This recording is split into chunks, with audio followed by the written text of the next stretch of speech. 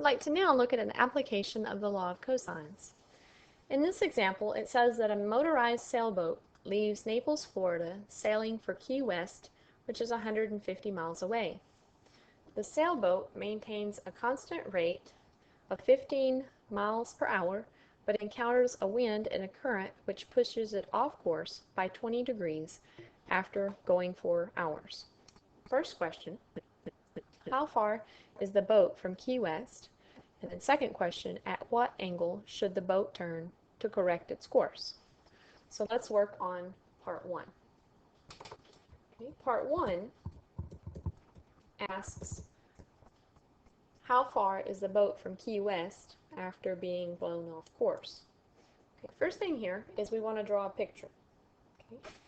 In this particular picture, it doesn't really matter which direction we draw the picture. So let's just say, for generality, here is the point at which the sailboat left. Okay, somewhere, let's say across here, is Key West. This is where the sailboat wants to end up.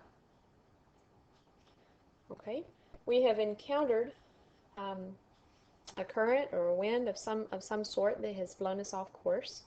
It doesn't matter for the picture if we're blown off course going up above or down below. We'll get the same picture no matter what we're talking about. So let's say here for a second that we're blown off course in this direction and we end up at some point P. Now we're told that we're blown off course by 20 degrees.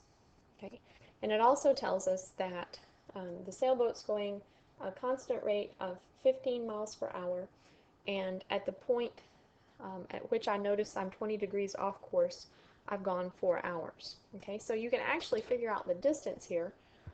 This distance is going to actually be 4 hours, okay, times the rate at which we're traveling, so 4 times 15, and so we actually have gone 60 miles. Okay, so we know the distance between S and the point P, where we notice we're 20 degrees off course, is 60 miles. Okay. From here, we can go ahead, I'll complete the triangle. In other words, draw just a straight line over there. Okay. What we're going to do, we're actually going to kind of set this up for both parts of the question that we're asked. We see that we want to find the distance between P and K. Let's call that, I'm going to use a little s to label that distance because it's opposite the point the sailboat left. And then also, at some point, I'm going to want to figure out at what angle I need to turn to be able to correct my course. I'm going to think about what would happen if I continued on the course that I'm currently on. This would be the direction I'm going. What I can do is I can think about the angle at which I want to turn to correct my course would be this angle. Let's call that capital C for correction. Well, in a little bit, what I'm actually able to find is I'm able to find this angle down in here. Okay, let's just, I don't know what, we can just call that angle theta for right now. And y'all see that if I know theta, I could find C very easily by taking 180 degrees minus my theta. So there's two things I want to find here in this picture. I want to find the distance S from point P to K, and then I also want to find the angle C that I need to correct my course. So for part one, finding that distance S, we're going to use the law of cosines.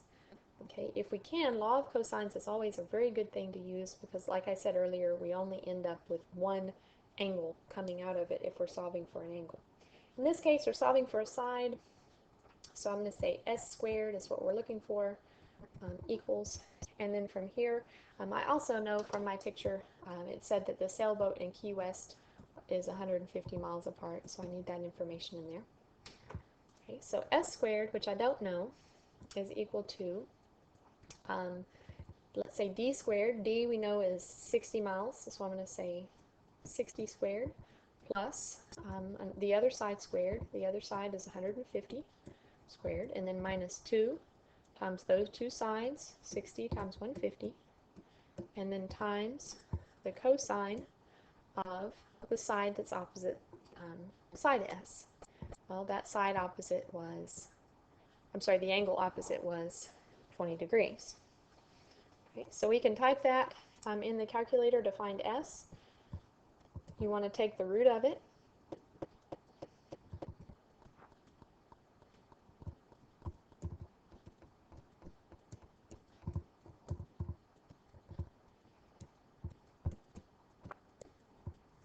And like we said in a previous problem, you want to make sure that first of all your calculator is in degree mode, and then secondly, when you enter a root in your calculator, it will open a set of parentheses, so you need one more set to close it off. Okay? So use your calculator there and figure out the distance. That distance equals 95.84118544, and this would be in miles. So that answers the first question. Okay. It's just a little bit over 95 miles from the point I'm at to Key West. Okay, to answer part 2. Part 2, it said it wants to know the angle at which I should turn in order to correct my course. Going up to my picture, I can see that angle that I need to find is angle C. Well, what I'm actually going to do is I'm going to find angle theta, and then to find angle C, I'm going to do 180 minus theta. Okay, I'm going to write that down below. So I'm going to first find theta, and then to find C, C is going to be 180 degrees minus theta. Okay, so on here, to find theta, I can try law of cosines again. Okay, usually my general rule is if you have started using the law of cosines, finish using the law of cosines. Okay, here, what I can do is I don't know theta. I do, however, know the side that's opposite theta, which is 150. So I want to start with that 150 measure. 150 squared equals, and then I'm going to have to use information that I've found before. One of my sides was 60 squared,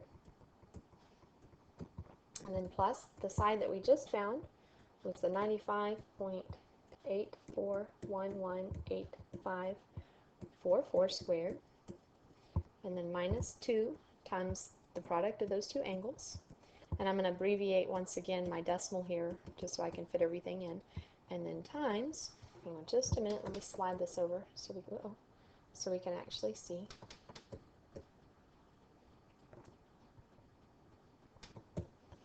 Okay, times the cosine of theta. Okay, now as we've said before in the previous problem, we can subtract over this term and this term to the left-hand side. The numbers that you have in front of your cosine, those we can't subtract over because they're multiplied by your cosine. So starting the algebra here to solve for cosine of theta, I'm going to first subtract over the two things I have in blue. So I'll have the 150 squared minus 60 squared minus 95.84 and so forth squared equals negative 2 times 60 times 95.84 and so forth times cosine of theta. Okay. To solve for cosine of theta, I can then divide both sides by negative 2 times 60 times 95.84 and so forth.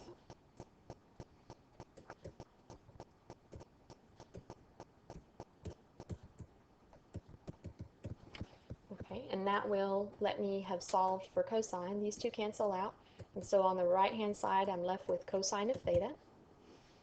Okay, and then on the left hand side, just what I have written down.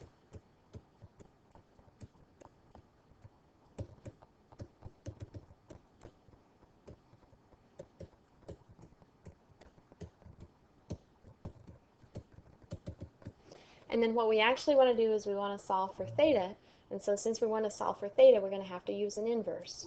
So I'm going to say theta equals inverse cosine, and then I'm going to have to open up a parenthesis for the inverse, and then also, as I mentioned earlier, when you type this fraction in, you have to put extra parentheses around the top and the bottom to separate the numerator and the denominator.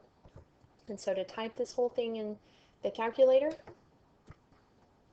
I'm going to need an open parentheses, okay, the top. Once again, the numbers that are squared, I don't necessarily have to put those in parentheses. And I'll go ahead and I'll put my full decimal back in for the 95.84 was 118544. That's squared. You have to close off that to say that's the numerator, and then open up another set, -2 times 60 times 95.84118544. Close that off, and then close off one more time to say that's the denominator, and close off one more time saying that's the end of the inverse. Okay, so there, theta equals 147.6362825. Now, theta was not the angle that we were looking for. We were actually, from our picture up above, looking for angle C. To find angle C, we planned on finding theta, and then to find C, subtract 180 minus theta. Okay, so the angle C, through which we need to turn to correct, is 180 minus this degree measure that we got up above. And that ended up being 32.3637175 degrees. And so there are the two things that were asked for.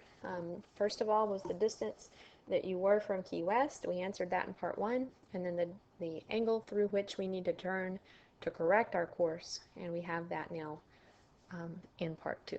This concludes this example of an application of the law of cosines.